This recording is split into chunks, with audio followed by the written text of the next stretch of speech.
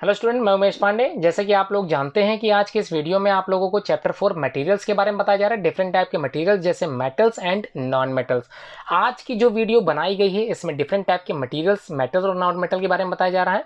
इस वीडियो के माध्यम से चैप्टर 4 क्लास 8 साइंस के ही एक्सप्लेनेशन एक्सरसाइज को समझाया गया है। मैं उम्मीद करूंगा आप लोग पूरी वीडियो देखोगे। वीडियो देखने के बाद वीडियो को लाइक शेयर कमेंट करना बिल्कुल मत भूलें। और अगर आप लोगों ने अभी तक चैनल सब्सक्राइब नहीं किया है तो सबसे पहले इसे सब्सक्राइब जरूर कर लें और बेल आइकन प्रेस करना बिल्कुल ना भूलें, क्योंकि लेटेस्ट नोटिफिकेशन पाने के लिए बेल आइकन प्रेस करना बहुत जरूरी है। मैं उमेश पांडे आप सभी लोगों के सामने आज के चैप्टर 4 में मटेरियल्स के बारे में, डिफरेंट टाइप के जो मटेरियल्स होते हैं आप लोग पढ़ते आए हो, मेटल्स एंड नॉन मेटल, इसी की आज लेक्चर वीडियो है। इसमें एक्सप्लेनेशन एक्सरसाइज आप लोगों को समझाई जाएगी। इस एक्सप्लेनेशन एक्सरसाइज के हर एक क्वेश्चन के बारे में आप लोगों को डीप स्टडी दी जाएगी। इसका मतलब एक एक चीज़ के जो पैटर्न पूछे गए आप लोगों से, एक एक क्वेश्चन के जो सोल्यूशंस आप लोगों से मांगे जाते हैं, उस क्वेश्चंस को आप लोगों को बारीकी से उसके सोल्यूशंस के बारे में बताया जा रहा है। तो उम्मीद करता हूँ आप लोग पूरी वीडियो देखोगे। सबसे पहला क्वेश्चन देख लेते हैं इस एक्सरसाइज का। क्या है? Which of the following can be beaten into the sheets? beaten मतलब इनमें से चारों ऑप्शन में से कौन सा एक ऑप्शन ऐसा सही है जिसको आसानी से पीटा जा सकता है। तो ध्यान रहे, पीटने का मतलब ये नहीं किसी को फोड़ दिए वो वाला मतलब नहीं है।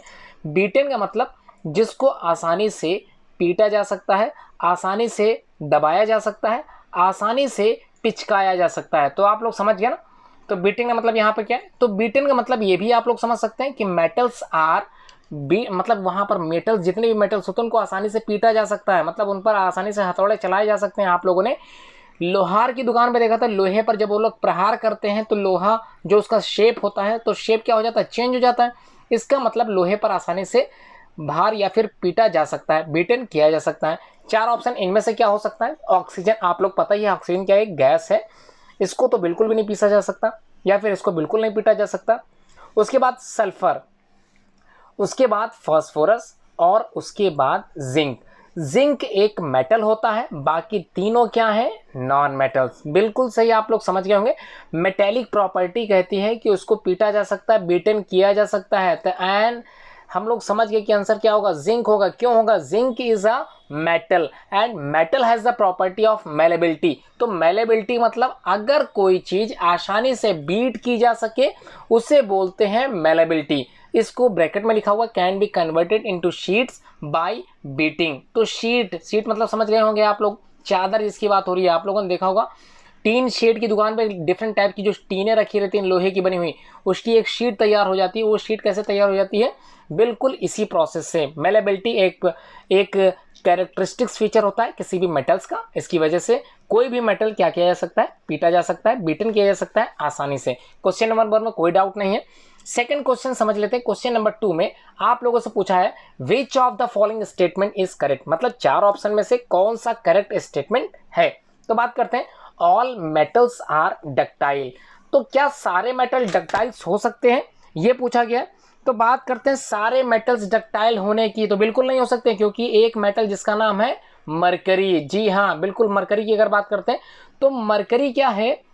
At room temperature mercury is the only metal which are in liquid form. किस फॉर्म में होता है? लिक्विड फॉर्म में होता है। कहां पाया जाता है? थर्मामीटर के अंदर। तो यहां पर क्या चीज क्लियर हो गई कि सारे मेटल्स डक्टाइल नहीं हो सकते। Second option, all non metals are ductile. समझ गए आप लोग क्या आंसर होगा इसका? All non metals are ductile, ये भी नहीं हो सकता। तो जनरली अगर बात करते हैं, जनरली बेसिकली मेटल्स क्या होते हैं? डक्टाइल होते हैं, लेकिन सारे मेटल डक्टाइल्स नहीं हो सकते। अब बात करते हैं डक्टाइल नेचर की। ठीक है, बात कर लेते हैं। क्वेश्चन नंबर सेकंड का जो ऑप्शन राइट है वो है सी ऑप्शन में क्या कहा है? Generally metals are ductile in nature होते हैं। क्यों होते हैं समझ लेते हैं। Mercury metal is liquid at room temperature. समझ में आ गया? जो मैंने एक्सप्लेनेशन ऊपर समझाया था वही चीज नीचे भी है। मरकरी एक ऐसा मेटल होता है जो रूम टेम्परेचर पे क्या होता है? लिक्विड स्टेट में होता है, लिक्विड फॉर्म में होता है and can not B drawn into wires. तो डक्टाइल का मतलब ऐसा नेचर जिसकी वजह से कोई मेटल किस में कन्वर्ट कर दिया जाए? वायर्स में। वायर्स मतलब तार में। तो therefore it is non ductile, so the option A is incorrect. तो ए क्या होगा? वो इनकरेक्ट हो जाएगा। क्लियर हो गया? उसके बाद A is incorrect. Not a single non-metal is ductile. So option B and D are incorrect. Clear हो गया? यहाँ पर बात समझ में आप लोगों को आसानी से आ गई। अब बात करते हैं क्वेश्चन नंबर 3 की। क्वेश्चन नंबर 3 में क्या पूछा गया? सिंपल क्वेश्चंस हैं, आप लोग समझ रहे होंगे। क्वेश्चन नंबर सी के फर्स्ट वाले में, ए वाले में पूछा गया phosphorus is very dash non metal. First question है, आप लोगों ने ये क्लियर कर लिया था कि फास्फोरस क्या है? एक नॉन मेटल है। नॉन मेटल है, कैसा है? वेरी क्या? Very reactive. तो phosphorus is very reactive non metal.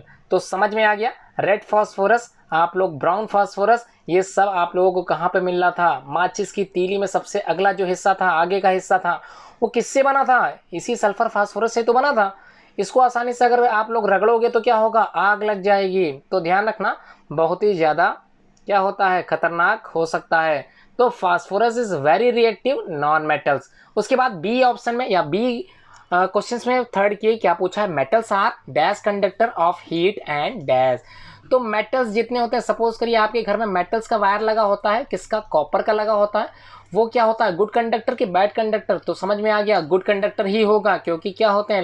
Electricity का प्रोवाइड वो करते हैं, फ्लो करते हैं, इसलिए गुड कंडक्टर ऑफ हीट। और आप लोगों ने ध्यान दिया होगा, पिछले चैप्टर में मैंने बताया था कुकर का हैंडल जो बना था किस चीज़ का? याद आ गया होगा। ठीक, बिल्कुल सही जवाब आप लोग सोच रहे हैं, बिल्कुल सही है। तो कुकर का जो हैंडल था वो मेलामाइन आप लोगों ने पढ़ा था, बैकेलाइट आप लोगों ने पढ़ा था। तो सिंपल चीज़ ये समझ में आ रही कि क्या होता है? गुड कंडक्टर ऑफ इलेक्ट्रिसिटी समझ में आ, गुड कंडक्टर ऑफ हीट भी आप लोग समझ सकते हैं। तो heat and electricity, good conductor, metals जितने भी होते हैं सारे क्या होते हैं? Good conductor of heat and electricity. Clear हो गया? सी में देखते हैं, सी में पूछा गया है iron is dash reactive than copper. तो आयरन मतलब लोहा जो होता है, कॉपर से क्या होता है? ज़्यादा रिएक्टिव होता है। क्लियर हो गया? Iron is more reactive than copper. D में metals react with acid. Metals, suppose करिए कोई मेटल है, वो रिएक्ट करेगा किसी एसिड से। क्लियर समझ में आ रहा? मेटल है, वो रिएक्ट कर रहा है किसी एसिड से। तो एसिड से रिएक्ट करने के बाद कौन सी गैस बनाएगा? हाइड्रोजन गैस बनाएगा। समझ में आ गया? हाइड्रोजन गैस बनाएगा, क्योंकि हमको पता है जो एसिड्स होते हैं, जैसे एसिड का नाम लिखते हैं हाइड्रोक्लोरिक एसिड, ये आप लोगों ने पढ़ा था। H2SO4, ये भी आप लोग पढ़ चुके हैं। सल्फ्यूरिक एसिड, ठीक है, 7th क्लास के चैप्टर्स में ये एसिड बेस एंड सॉल्ट वाला जो सेकंड चैप्टर, सॉरी, जो शायद 3rd या 4th चैप्टर था, 4th चैप्टर हो सकता है, तो उसमें आप लोगों ने ये सब पढ़ा था। क्या पढ़ा था? हाइड्रोक्लोरिक एसिड, सल्फ्यूरिक एसिड, ये सारे एसिड्स आप लोग 7th क्लास में पढ़ चुके हैं। अगर इस एसिड के साथ कोई मेटल रिएक्ट करता है तो ये जो आप लोगों को हाइड्रोजन दिखाई दे रही है, ये हाइड्रोजन क्या होगी? रिमूव हो जाएगी, बाहर हो जाएगी। क्लियर समझ में आ गया? तो in the form of gaseous, ठीक, गैसियस फॉर्म बाहर होगी। क्वेश्चन नंबर 4 में आप लोगों से पूछा है ट्रू फॉल्स। ठीक है, 4 में क्या पूछा है? Make true for the statement is true और F if it is false. तो देख लेते हैं क्या क्वेश्चन का। Generally non metal are react with acid, समझते हैं। क्वेश्चन ए में कहा गया generally non metal, non metal मतलब मेटल की बात नहीं हो रही, किसकी हो रही है? नॉन मेटल्स की। क्या नॉन मेटल रिएक्ट करते हैं एसिड के साथ? बिल्कुल नहीं। अभी आप लोगों ने सीखा था मेटल ही रिएक्ट करते हैं किसके? एसिड से। और ध्यान रहे उसके बाद कौन सी गैस बाहर निकालते हैं? Hydrogen gas. कौन निकालता है? मेटल निकालते हैं। किस में? अगर उनकी रिएक्शन होती है किसके साथ? एसिड के साथ, तो हाइड्रोजन गैस बाहर निकाल देंगे। समझ में आ गया? उसके बाद सेकेंड है, ये तो फॉल्स हो गया, पहला वाला ए फॉल्स है। सेकेंड वाले में पूछा गया sodium is very reactive metal. बिल्कुल, सोडियम क्या होता है? बहुत ही ज्यादा रिएक्टिव होता है। इतना रिएक्टिव होता है इन द प्रेजेंस ऑफ ऑक्सीजन या वाटर, अगर आप उसको रख दोगे तो वो क्या करेगा? वो फट जाएगा, मतलब ब्लास्ट हो जाएगा एक तरह से। और नॉर्मल ये जो आप लोगों को सोडियम है, जब आप लोग MSc BSc करोगे, केमिस्ट्री लैब में जब जाओगे तो आप लोगों को सोडियम रखा हुआ दिखाई देगा। किस में रखा हुआ दिखेगा? मिट्टी के तेल में। क्यों होता है? क्योंकि मिट्टी के तेल के अंदर ऑक्सीजन गैस होती नहीं है। इन the presence of oxygen sodium react करता है बहुत ही तेजी से, इसलिए सोडियम को हम लोग कहाँ रखते हैं? कहाँ रखोगे?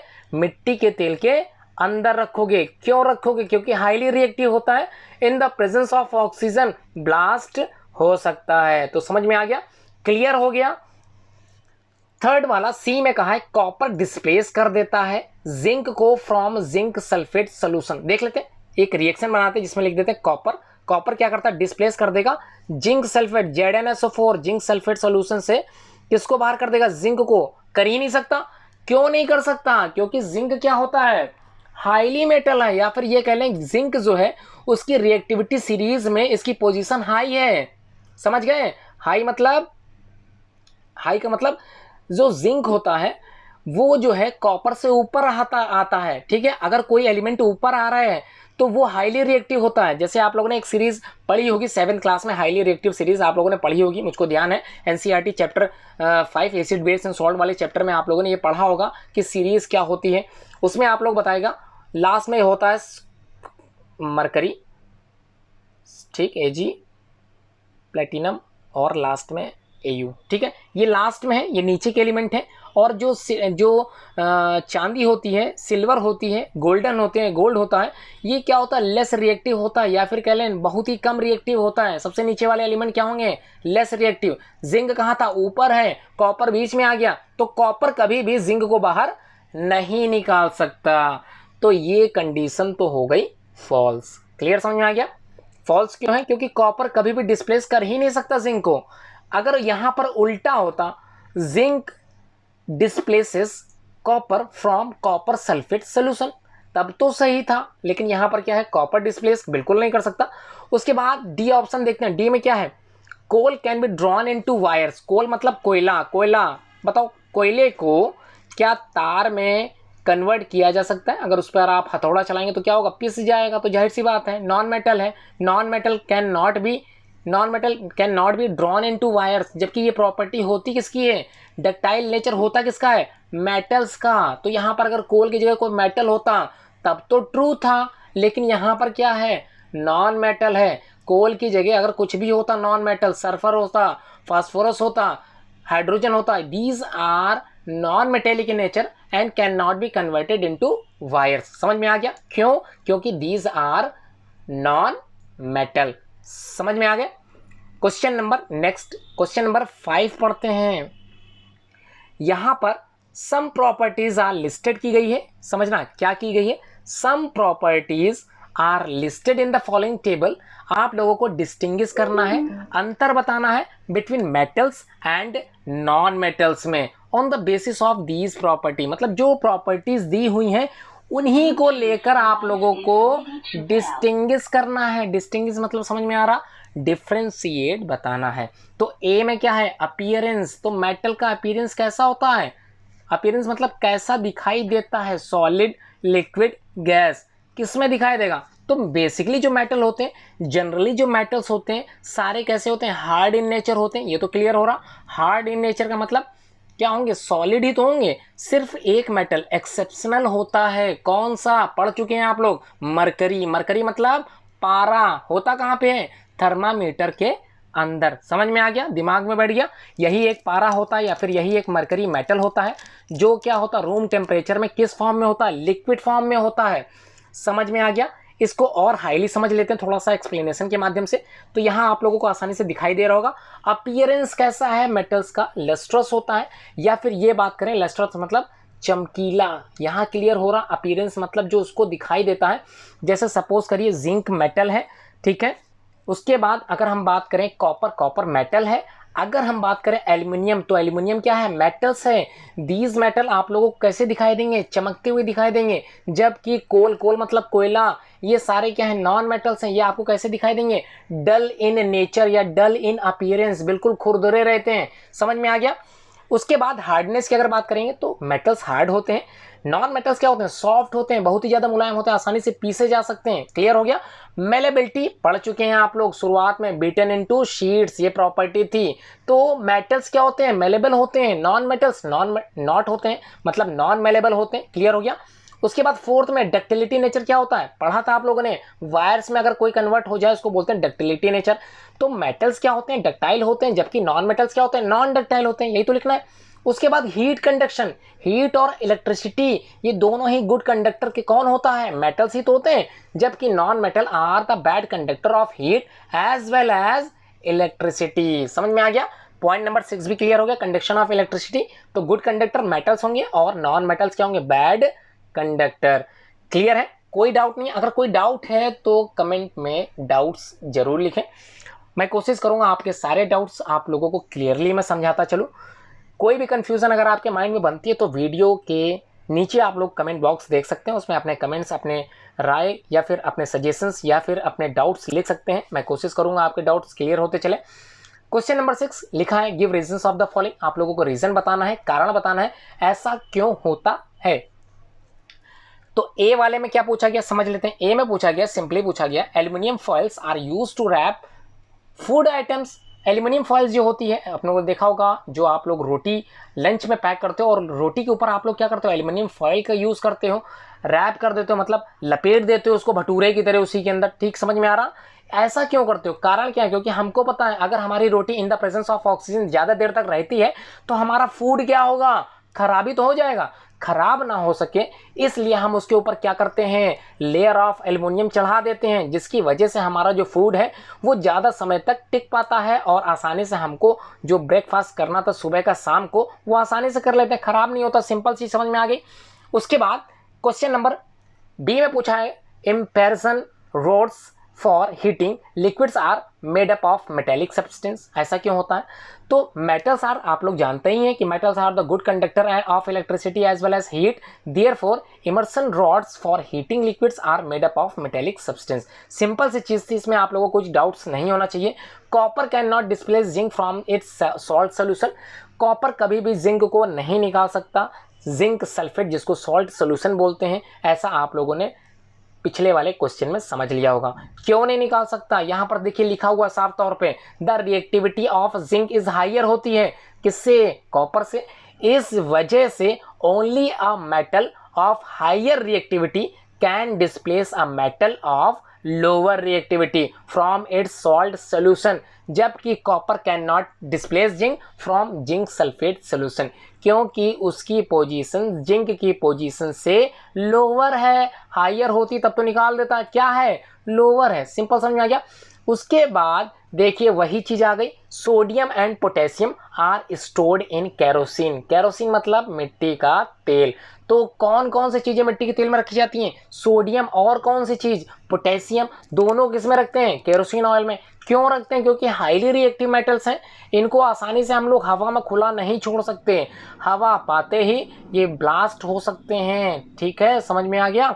Sodium and potassium are highly reactive metals, they can catch fire, आग पकड़ लेते हैं, even when they come in contact with air. Air का मतलब हुआ oxygen gas. So they have to keep in या केप्ट इन केरोसिन। समझ में आ गया। उसके बाद क्वेश्चन नंबर 7 समझ लेते हैं। क्वेश्चन नंबर 7 में सिंपल पूछा गया, can you store lemon pickle in an aluminium utensils, explain. तो समझते हैं क्यों ऐसा कहा गया है कि लेमन पिकल का मतलब नींबू का अचार है, आप लोग किस में रखने जा रहे हो, एल्युमिनियम टेंसिल्स में रखने जा रहे हो। किसका बर्तन है, एल्युमिनियम का। एल्युमिनियम क्या है, मेटल है। अगर किसी मेटल में आप एसिड रख दो, लेमन पिकल मतलब समझ में आ रहा ना, लेमन से नींबू, नींबू क्या होता है, सिट्रिक एसिड। पढ़ चुके हो आप लोग, कब पढ़ा था, 7th क्लास में ही तो पढ़ा था, याद आ रहा होगा। क्या चीज, लेमन का पीएच वैल्यू क्या था, 7 से कम था। 7 से कम होने की वजह से ही तो वो क्या था, सिट्रिक एसिड, एसिड था। लेमन क्या था, एसिड था।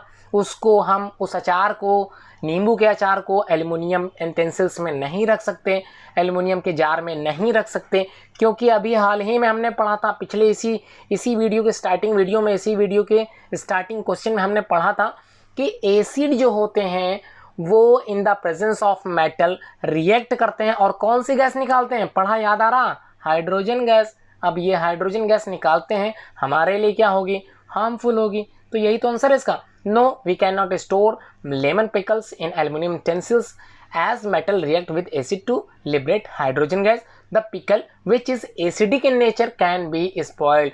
और हमारा जो अचार था क्या हो जाएगा, खराब हो जाएगा। समझ में आ गया क्यों खराब हो जाएगा, सिंपल सी चीज समझा दी गई ऊपर।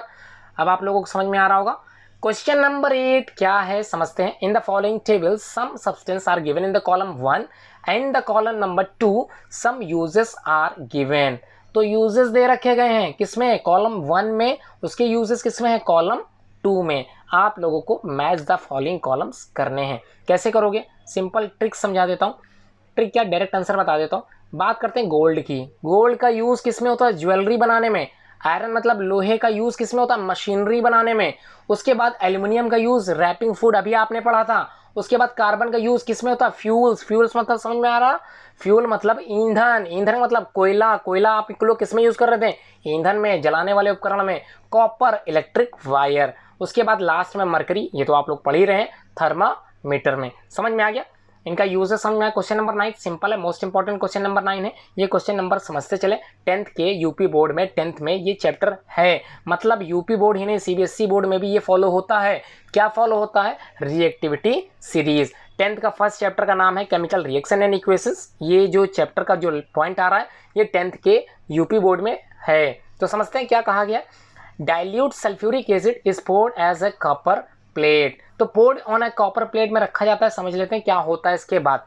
तो क्वेश्चन नंबर ए समझते हैं पहले। इसमें कहा गया copper does not react with dilute sulphuric acid. क्यों नहीं करता? कारण क्या होता है इसको हम समझते हैं। कॉपर क्या होता है? H2SO4 से रिएक्ट कर नहीं पाता, क्योंकि रिएक्टिविटी सीरीज में जो हाइड्रोजन होता है वो क्या होता है? कॉपर से ऊपर होता है। समझ में आ गया ना? ये क्लियर हो गया। उसके बाद Ag आएगा, उसके बाद Pt आएगा, उसके बाद Au आएगा। ठीक, ये क्या है?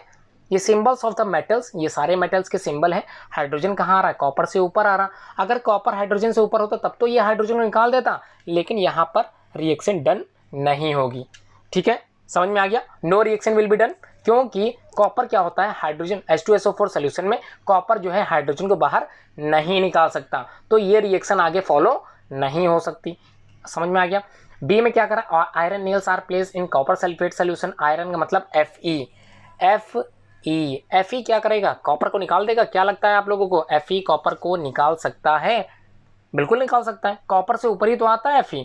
तो ये रिएक्शन तो पूरी डन ही हो सकती है। Fe क्या करेगा? बाहर निकाल देगा कॉपर को, और क्या बनाएगा? फेरस सल्फेट बनाएगा, आयरन सल्फेट बनाएगा, और साथ में कॉपर को बाहर निकाल देगा, क्योंकि आयरन क्या होता है? कॉपर से ऊपर आता है। ठीक है, इस वजह से हाईली रिएक्टिव सीरीज में ये हाईली एलिमेंट है, और क्या करेगा? कॉपर को बाहर निकाल देगा। ठीक, अब क्वेश्चन नंबर समझते हैं। क्वेश्चन नंबर 10 में क्या पूछा गया? क्वेश्चन नंबर 10 में Saloni took a piece of burning charcoal and collected the gas evolve in a test tube.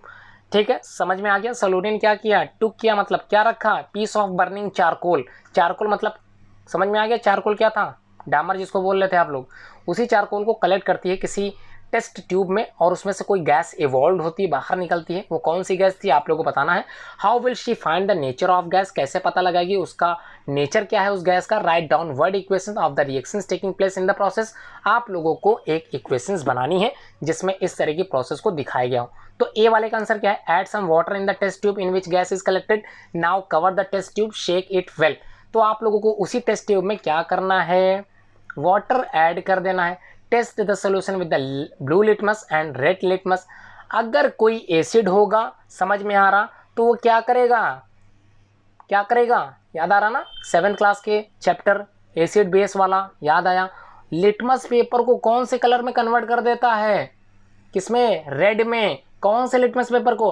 Blue litmus paper convert into red. तब वो समझने क्या समझेंगे? तब वो क्या होगा? एसिड होगा। अगर एसिड है तो क्या करेगा? ब्लू लिटमस पेपर को रेड लिटमस पेपर में कन्वर्ट कर देगा, या रेड कलर में कन्वर्ट कर देगा। समझ में आ गया? उसके बाद अगर ऐसा नहीं हो रहा है तो आप लोग क्या करोगे? उल्टा कर लोगे। रेड लिटमस पेपर अगर नीला हो रहा है तो वो क्या होगा? बेस होगा। समझ में आ गया? Thus the nature of gas is acidic, क्योंकि यहाँ पर जो कलर था, test the solution with blue litmus paper and red litmus paper, यहाँ पर ब्लू लिटमस पेपर टर्न हो जा रहा है रेड कलर में। तो रेड कलर में कन्वर्ट होगा तो क्या होगा? एसिड होगा। अभी आपको समझाया है, बिल्कुल समझ में आ गया। अब क्या करोगे? रिएक्शन जो आप लोगों ने डन कराई थी टेस्ट ट्यूब में, उसी को लिख देना है। कैसे लिखोगे? चारकोल के लिए कौन सा एलिमेंट यूज करोगे? कौन सा सिंबल यूज करोगे? कोयला, डामर, कोयला, समझ में आ गया ना? Carbon plus in the presence of oxygen, और क्या बनेगा? Carbon dioxide. समझ में आ गया? क्वेश्चन नंबर 11 देख लेते हैं। क्वेश्चन नंबर 11 क्या कहा गया? यहाँ कहा गया one day Rita went a jewellery shop. एक ज्वेलरी शॉप में जाती है अपनी माता के साथ, विद हर मदर, और उसकी माता her mother gave old gold. पुराना जो सोना था, सोने की बनी कोई धातु हो सकती है, सोने की बनी कोई ज्वेलरी हो सकती है, उसको किसको देती है? गोल्ड स्मिथ, मतलब उस सुनार को वो सोने की बनी चीज़ देती है। अगले दिन when they bought the jewellery back, उस ज्वेलरी को वापस लेती हैं, they found that there was a slight loss in its weight. अब वो देखती है, कौन देखती है? रीता की माँ देखती है कि जो उसने ज्वेलरी दी थी एक दिन पहले, आज वो ज्वेलरी उसको जब वापस मिल रही होती है तो उसके वेट में बहुत अंतर आ चुका होता है। अंतर का मतलब, अगर सपोज कीजिए उसने एक दिन पहले 10 ग्राम का वो जो ज्वेलरी थी 10 ग्राम की वो उसने सुनार को दी थी, अगले दिन वही ज्वेलरी उसको 5 ग्राम की मिल रही है। तो ऐसा क्यों हो रहा है? कारण बताना है आपको, ऐसा क्यों हो गया। तो आप लोग जानते हैं कि जो गोल्ड स्मिथ होते हैं उनके पास एक वाटर सोल्यूशन होता है जिसको हम लोग एक्वारेजिया बोलते हैं। क्या बोलते हैं? एक्वारेजिया। होता क्या है एक्वारेजिया? देखते हैं, पढ़ लेते हैं इसको। To polish a gold ornament, gold के बनी हुई चीज़ों को सजावटी तौर पर सजाने के लिए, चमकाने के लिए, it is dipped into an acid, एक एसिड में, एक अम्ल में डुबोया जाता है जिसको हम लोग एक्वारेजिया के नाम से जानते हैं। The outer layer of gold dissolve in the acid, और जो उसकी आउटर लेयर होती है उस ज्वेलरी की वो डिजॉल्व हो जाती है, घुल जाती है in the acid, and the inner shiny layer is visible, और जो अंदर की जो शाइनी लेयर होती है वो दिखने लगती है because of loss of upper layer of jewellery.